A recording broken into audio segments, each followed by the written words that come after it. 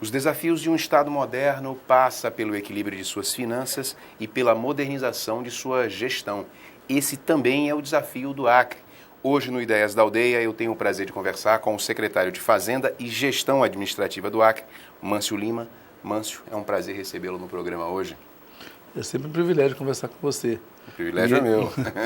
Bom, Mâncio, vamos tentar começar fazendo um histórico.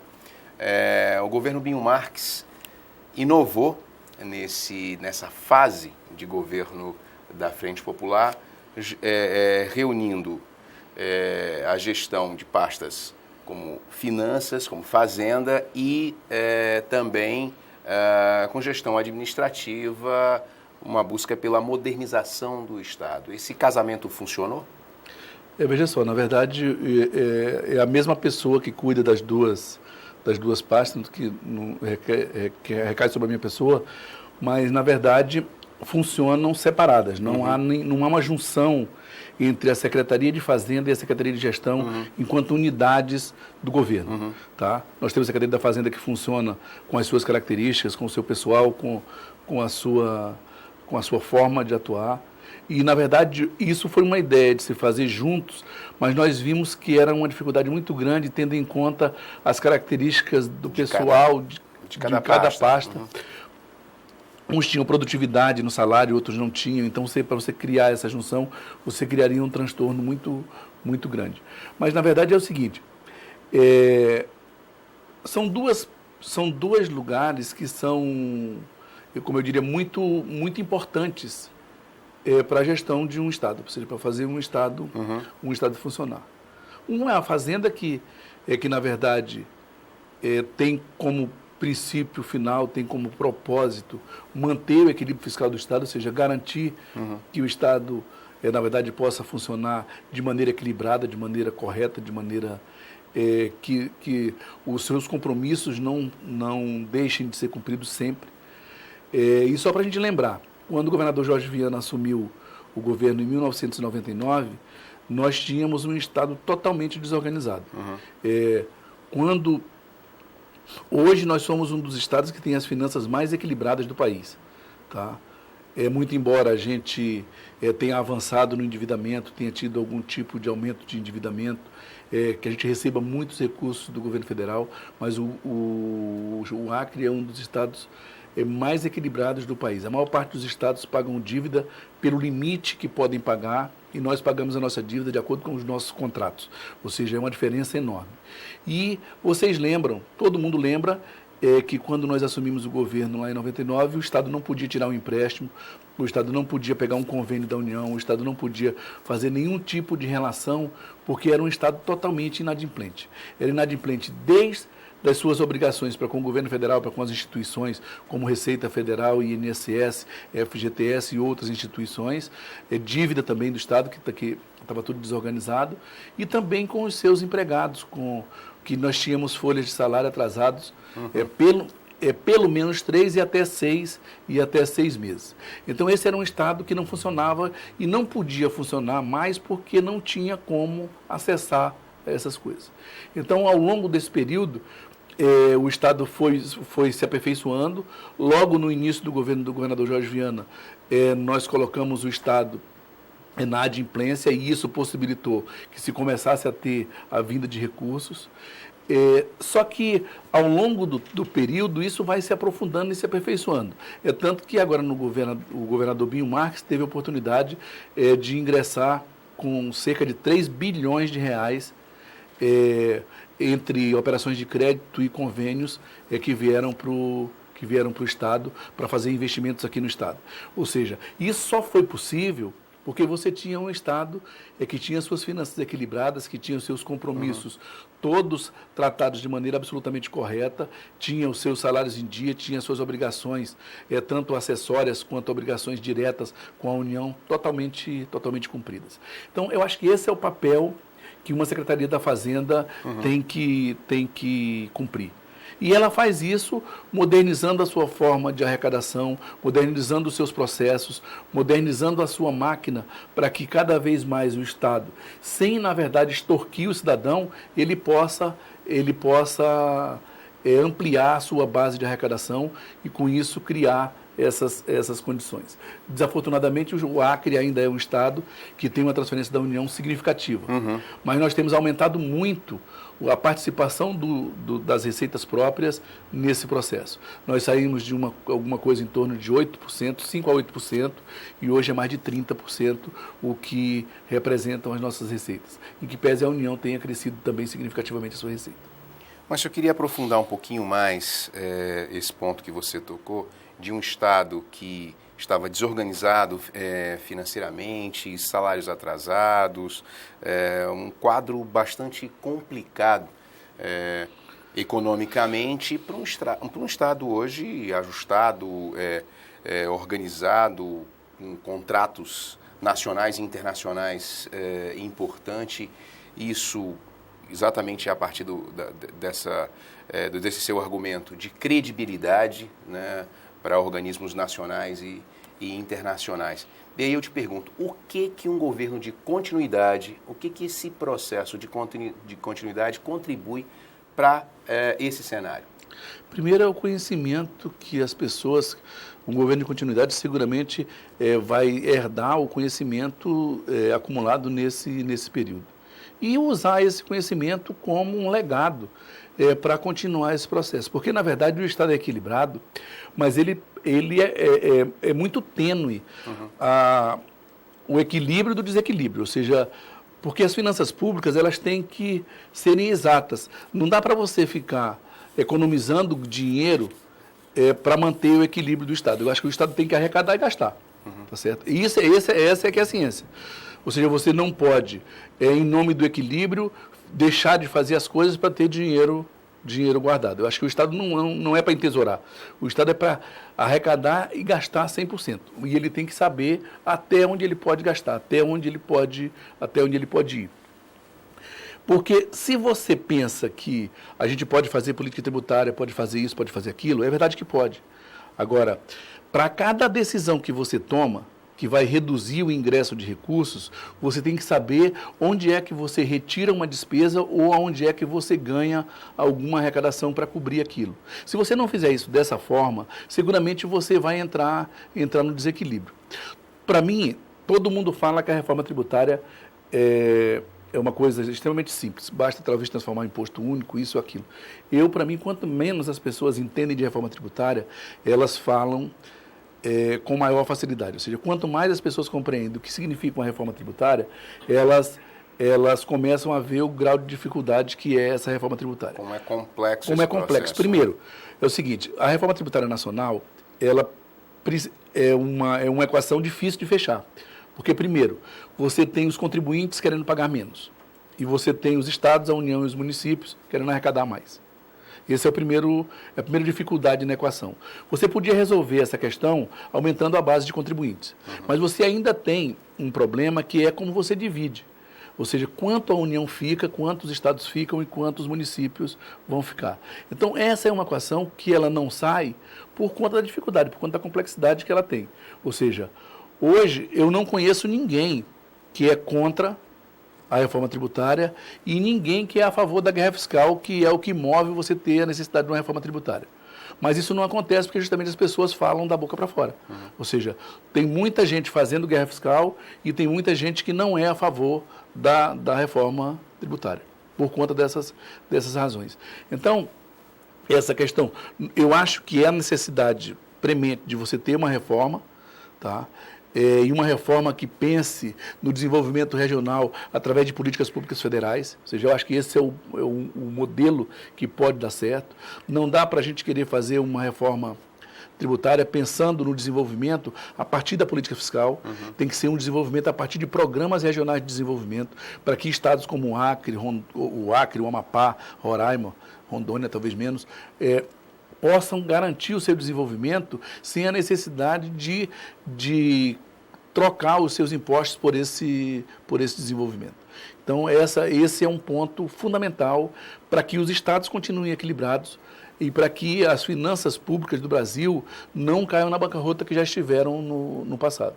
Hoje o Brasil é equilibrado, a maioria dos estados tem equilíbrio, mas o Acre é um do que está em melhores condições nesse processo. E isso eu não estou dizendo que o Acre tem uma folga enorme, não é isso não. Estou dizendo que o Acre está no seu limite, ou seja, o Acre está no equilíbrio que tem que estar qualquer estado. Ou seja, paga seus contratos, paga seus compromissos, mas não tem sobra.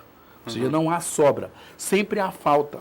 Sempre há falta. Sempre o cobertor é curto. Sempre a necessidade, a demanda por recursos é maior do que o que você tem de recursos para atender. Considerando esse raciocínio, Mâncio, pensando na nossa base econômica, você citou um dado importante, nós saímos de 8% para 30% arrecadação própria, é um aumento significativo. Agora, nós temos fôlego para aumentar essa arrecadação a partir desses novos tempos, desses novos contratos, dessa credibilidade que nós temos hoje junto a organismos internacionais, nacionais? Veja só, eu acho que o limite de crescimento da receita própria do Estado do ponto de vista do tamanho que a economia está, ele está mais ou menos exaurido, ou seja, nós não teríamos muito como aumentar a arrecadação se nós não tivermos um aumento na nossa produção, ou seja, nós temos que começar a ter processos produtivos que possam garantir a circulação de recursos aqui internamente e que esses recursos possam gerar mais divisas, mais tributos para o Estado. O volume de investimentos que é feito todo ano pelo governo, ele tem ajudado muito. Mas esses investimentos, a tendência é que eles um dia vão diminuindo. Então é por isso que nós temos que criar uma base produtiva, uma base de sustentação econômica para o Estado, que possa, na verdade, garantir mais recursos para que o equilíbrio do Estado não venha a ser afetado. Mas eu me lembro que em outras conversas nossas, você relatava que uns graves problemas hoje para a economia, para as finanças do Estado, eram as dívidas herdadas, né? Isso ainda nos incomoda muito? Veja só, nós temos um volume de dívidas muito significativo herdadas. Temos dívidas que também nós contraímos. Inclusive, com a crise econômica, nós tivemos que buscar recursos de empréstimo para fazer frente ao desequilíbrio que teria causado se nós não tivéssemos as condições de buscar esses recursos. Mas só para você ter uma ideia, nós pagamos, no período que nós estamos no governo, nesses 12 anos, nós pagamos mais dívida do que o que ingressamos com recursos. É só para você ter uma ideia do volume e do equilíbrio que isso causa. Ou seja, nós já pagamos mais de dívida durante esse período do que aquilo que nós ingressamos de recursos nesse mesmo período. As dívidas, elas, por conta da melhoria da performance do Estado, elas não são um problema porque elas estão dentro do equilíbrio. Tá? A questão é como os recursos foram aplicados, essa que é uma outra discussão. E uma outra questão sempre recorrente quando o assunto é o poder de endividamento, inclusive a partir desses grandes contratos que o Acre vem fazendo ao longo desses anos, projetos importantes do BNDES, do BID, de organismos que, na verdade, tem uma participação muito efetiva nessa mudança toda que o Acre vem vivendo nos últimos anos. Como é que nós estamos do ponto de vista de endividamento? Veja só, o Acre é um estado que ainda tem capacidade de se endividar, ainda tem capacidade de pagar empréstimos, inclusive já tem valores que já estão prontos no nosso ajuste fiscal para poder serem buscados. Tá? Em que pese um prejuízo enorme que o Acre teve, porque é o seguinte, com a crise, a União diminuiu significativamente as suas transferências para o Estado. Nos anos de 2009 e 2010, o Acre perdeu cerca de 500 milhões de reais de recursos que a União, em princípio, nos prometeu que iria repassar. Isso afeta, de alguma maneira, o tamanho da nossa capacidade de endividamento. Mas nós acreditamos que esse ano não é mais possível essa queda continuar.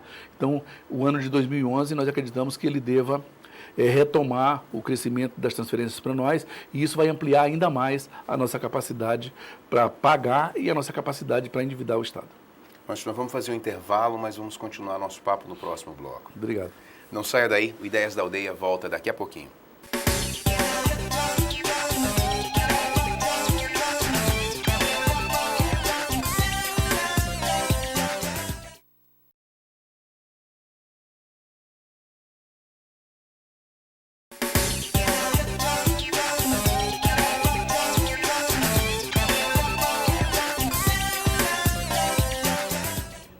O Ideias da Aldeia está de volta. Hoje eu estou conversando com Mâncio Lima, secretário de Fazenda e Gestão Administrativa do Estado.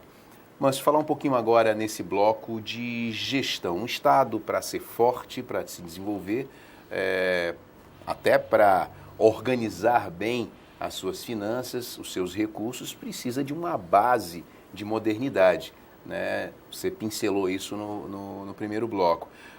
Eu queria perguntar para você os avanços nessa área, que me parece que tem uma referência muito grande na ideia de governo único, né? Nesse grande projeto chamado Governo Único, que envolve gestão de pessoas, política de compras, o Floresta Digital. Queria que você desse uma pincelada geral no que seria essa proposta de governo único. Eu acho que são muitas coisas. É um projetão guarda-chuva, né? Na verdade, são muitas coisas para a gente conversar. E acho que é bom, talvez, a gente fazer um retrocesso um pouquinho lá para 2008. Na verdade, 2007, quando o governador Binho Marques pediu para a gente assumir também, que foi aí que eu assumi a Secretaria de Gestão, lá no final do ano de 2007.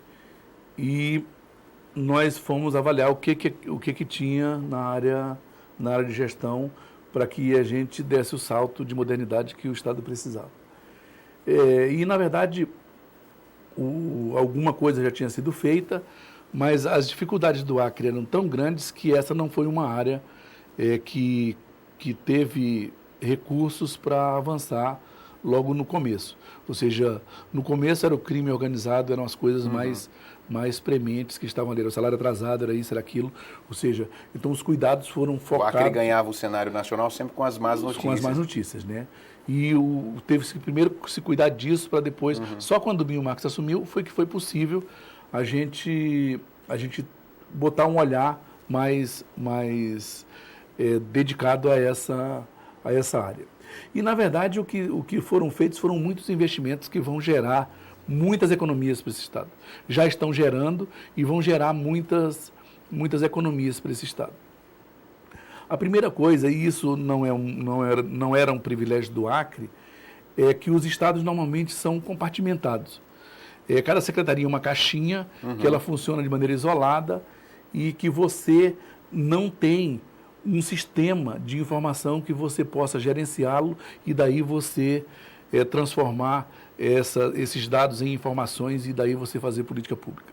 Então, o que foi pensado era que havia a necessidade de você transformar um mosaico que éramos nós, em termos de compartimentação, numa coisa única. Ou seja, num governo que ele pudesse estar totalmente articulado. E ainda pensando, indo além, na verdade não era só o governo estadual. Nós precisávamos pensar que o governo federal e o governo municipal, para o cidadão, isso é transparente. Ele não foi ele que criou, que inventou isso. Fomos nós que inventamos, então nós temos que dar conta que ele seja atendido de maneira eficiente, independente de qual é o nível de governo que está prestando o serviço. Então, essa é a ideia do governo único. Então, qual era a dificuldade? A dificuldade é que você tinha cada um funcionando no seu quadradinho.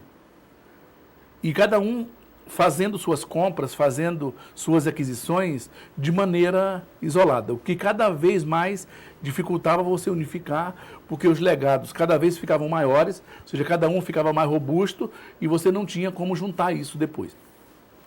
Lá em 2008, a primeira medida, e talvez a medida mais importante que tenha sido tomada ao longo de todo o governo, foi a criação de uma regra que dizia o seguinte, que na área de tecnologia, nem software, nem hardware podiam ser adquiridos sem que tivesse a aderência a um padrão que foi estabelecido para o Estado.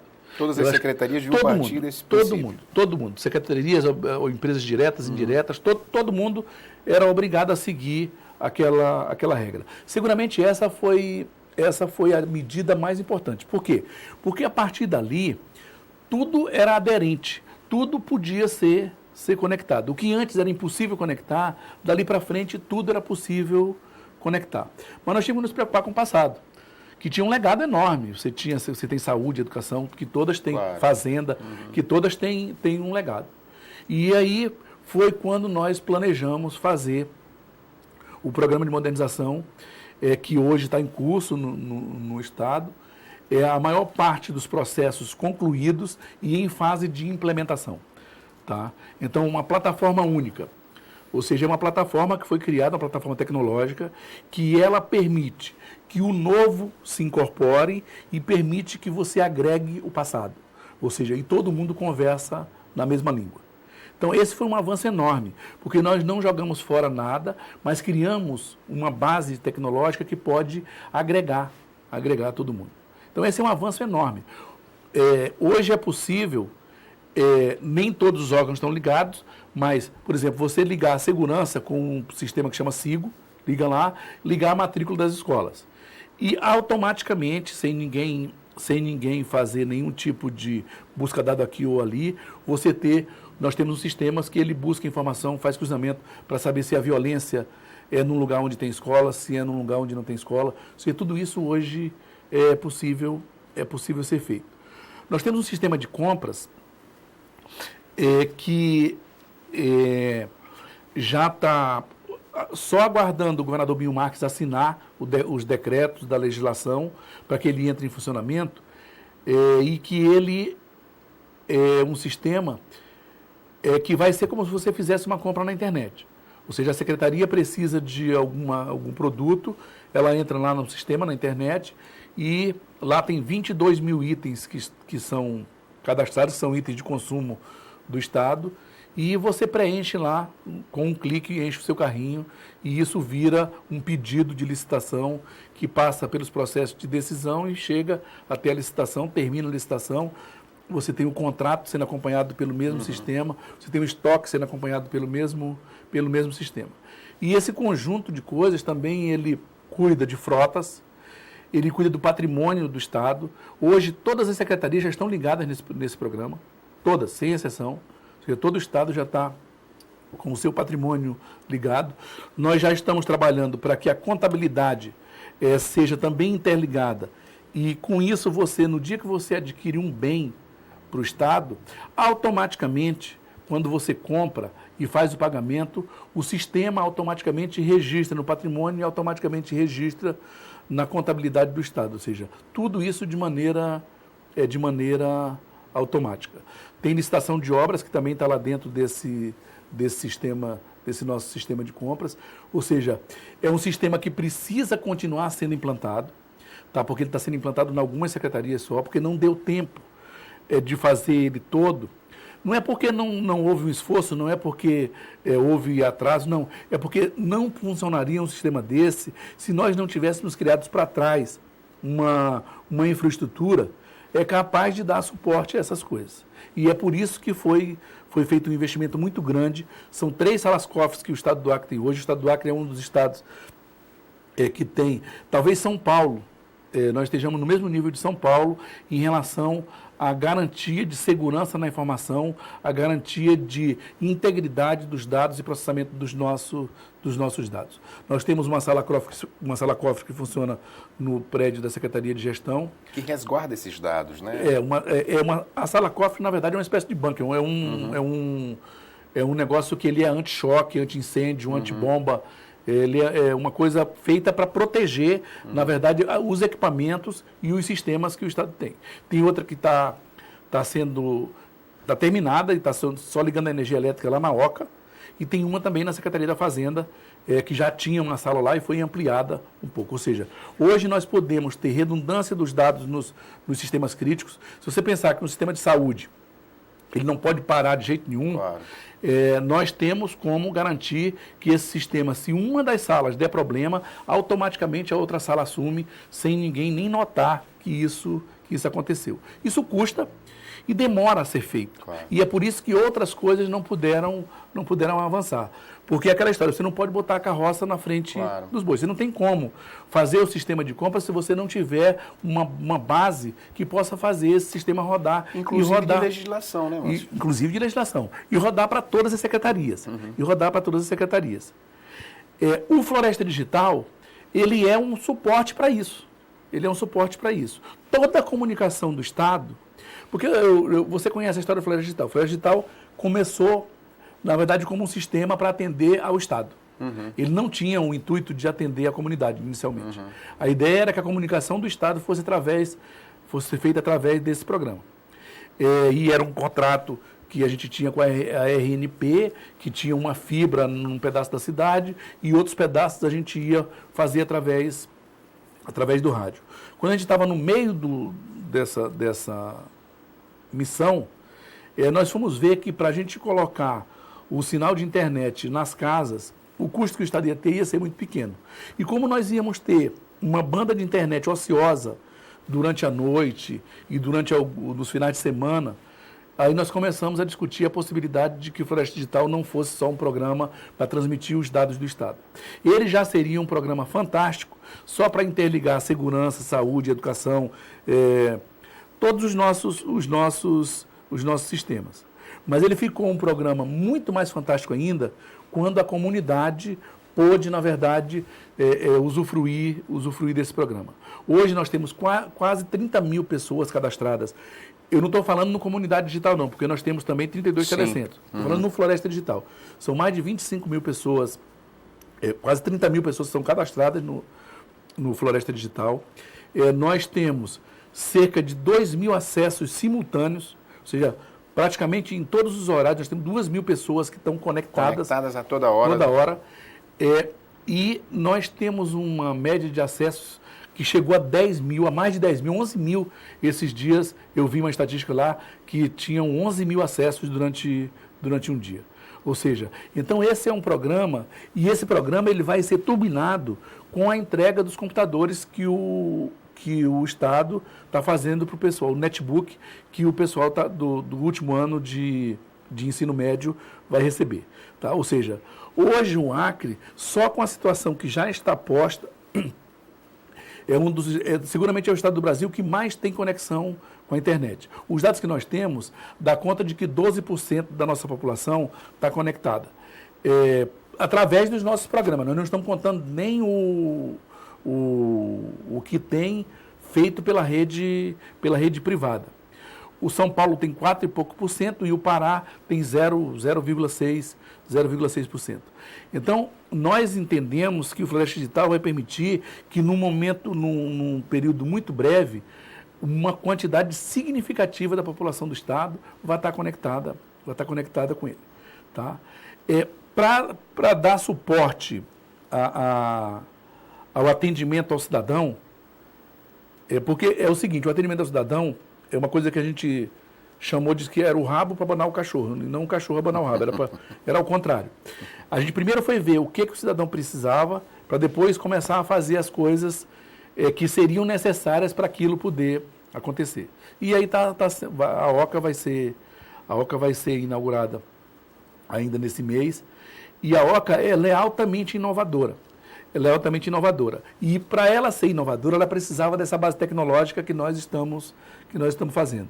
Ou seja, as coisas estão ficando prontas mais ou menos agora. E a OCA é o seguinte, a grande inovação na OCA, que talvez merecesse um programa específico, talvez trazer a Cídia para falar, que é quem cuida desse programa no detalhe, que nós não trabalhamos. Todo lugar tem um poupa-tempo, tem um psil, tem um. Todo lugar tem. Tá? Só que aqui não é a mesma coisa. Lá você tem a fila do trânsito, você tem a fila da identidade, a fila do passaporte. Às vezes o passaporte nem está lá. Você tem a fila do. O cidadão fica mudando de fila. Fila. Aqui o conceito é outro. Aqui o conceito é o seguinte: nós temos os balcões multisserviços. Tudo que diz respeito ao cidadão, a sua pessoa, ele vai num balcão e ele fala com uma pessoa e ele resolve isso. Vamos supor que uma pessoa precise de 5 documentos. Um passaporte, uma identidade, um CPF, um título de eleitor. sei lá, outro documento qualquer.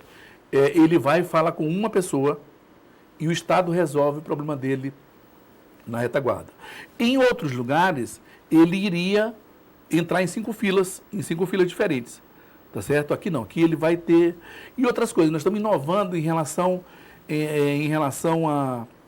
à questão do endereço. Por exemplo, normalmente onde você vai te pede um comprovante de endereço. O comprovante de endereço é uma das coisas mais difíceis que tem da pessoa, como é que eu digo, conseguir. Porque principalmente numa cidade como Rio Branco, onde você não tem uma urbanização correta, as pessoas não são proprietárias e tal, o contrato de aluguel não é no nome, então fica muito difícil. Nós, por exemplo, acabamos com isso, é declaração. Tá? É a declaração que vai fazer com que a gente possa, na verdade, a pessoa declara e nós acreditamos nessa pessoa. Eu não sei como é que está o nosso tempo, mas eu ainda tenho muitas coisas. Não, pedi para você dar uma resumida. Você estava falando um pouco em gestão de pessoas, porque há uma dependência, obviamente, de pessoal capacitado para tratar disso tudo. E eu aproveito, inclusive, já para emendar aqui a pergunta que pode resumir a nossa participação aqui com essa história. E aonde se chegou, quer dizer, que cenário é esse agora e quais os próximos passos? Tá. Veja só, tem o portal do... Portal? Tem um portal. O portal é um sistema... Está também pronto, né? Não está pronto. Agora nós estamos só sincronizando com a agência de notícias para que, na verdade, isso entre junto. Quer dizer, só para entender, boa parte desses processos que você estava citando aqui na OCA, o cidadão vai ter em qualquer terminal de computador, na sua casa, em qualquer... Ou nos totens que nós colocamos 50... Ou nos totens que nós colocamos 50 na rua e que ele vai poder acessar. Fantástico. Tá certo? Ou seja, os multicanais que a gente está colocando e que outros podem se incorporar, por exemplo, nós temos o call center, temos os totens, mas você pode ter mensagem via celular. Os nossos sistemas estão todos prontos para agregarem outros tipos de serviço através de outros canais. Tá? O portal do governo é um portal extremamente moderno, como se fosse um portal Terra ou um portal UOL ou qualquer outro portal desses que tem interatividade, ou seja, traz matérias relacionadas, você pode fazer pesquisa, você pode fazer busca, você pode buscar coisas do passado. Então o sistema está pronto para isso. Agora é só uma questão de nós começarmos a incorporar, cada secretaria incorporar as suas informações e nós estamos com isso funcionando. A gestão e a comunicação são as secretarias que mais têm informação nesse portal, porque ao longo do tempo já vem fazendo um trabalho dessa natureza. Mas todo mundo pode se incorporar. A ideia é talvez fazer um gerenciamento de informações por área para facilitar a vida do usuário. E para mim isso é uma das coisas fantásticas, porque você vai poder fazer vários serviços pela internet através desse portal, inclusive pagar guias, pagar as coisas para você chegar na OCA já com meio caminho andado, agendar a sua, tanto através do portal quanto através do call center ou através do totem. Você pode fazer, ou de um computador da sua casa, você pode fazer esse tipo de agendamento. A questão da gestão de pessoas, esse foi um outro pilar da gestão, uma coisa muito importante, porque a ideia é que a gente mude um pouco a cultura que nós temos e que nós ajudamos a criar em relação ao servidor público. Até o ano passado, o tempo era o senhor de tudo na vida do servidor. Ele ingressava no serviço público e chegava ao final da carreira inexoravelmente, ou seja, o tempo ia empurrando e ele chegava lá no final. Isso tanto fazia ele ter eficiência como não ter eficiência, os dois chegavam na mesma velocidade. Ou seja, se eu tenho alguém que é dedicado e eu tenho alguém que não se dedica, essas duas pessoas chegavam... É só uma questão de tempo. É só uma questão de tempo. Isso é injusto. Isso é injusto. Em lugar nenhum é com possível. aquele que se dedica, Exatamente. que se prepara. É injusto com aquele que se esfalfou, com aquele que se esforça todos os dias para melhorar a qualidade do serviço público, e aquele que nem está aí, que falta, que faz isso, que faz aquilo, é tratado do mesmo jeito. Então, nós criamos uma nova política em relação ao servidor público. Uma política onde o mérito passa a ter importância e onde o esforço também é recompensado. Tá? Então, é uma política que ela tem dois pilares, a meritocracia e o desempenho. Tá? Então, você tem a carreira, que para você progredir na carreira, você tem que ter mérito. Tá? E aí tem as regras de qual é o mérito que você precisa ter. Porque antes era assim, de 2 em 2 anos você ia andando. Agora, você não basta só o tempo, você tem que ter algum tipo de requisito para você poder seguir na carreira. Só que, hoje, ele leva 30 anos para chegar no final. E ele pode chegar agora com 12, se ele conseguir os méritos dele. Ou seja, ele tem vantagem. Quem se esforça, quem se dedica, tem vantagem. O outro lado é o lado dos prêmios, que está sendo instituído. Ou seja, se você estabelece metas e você atinge as metas, todo mundo ganha um bônus, ganha um prêmio. Então, essa foi uma mudança qualitativa enorme que está instalada. Várias secretarias já estão funcionando com esse novo modelo, e a ideia é que se continue implantando isso para que todo o Estado, ao final de um período, esteja funcionando dessa forma. O sentido da profissionalização é por aí, porque essa é uma forma de você garantir que pessoas se dediquem ao serviço público, mas tem outras facetas que também foram atacadas nesse período.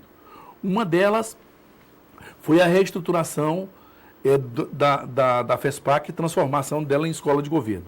A escola que hoje é uma escola que está voltada para os cursos estratégicos, coisas estratégicas para o Estado, e não para uma formação menos sofisticada, que pode ser feita por qualquer lugar de treinamento aí que você tenha.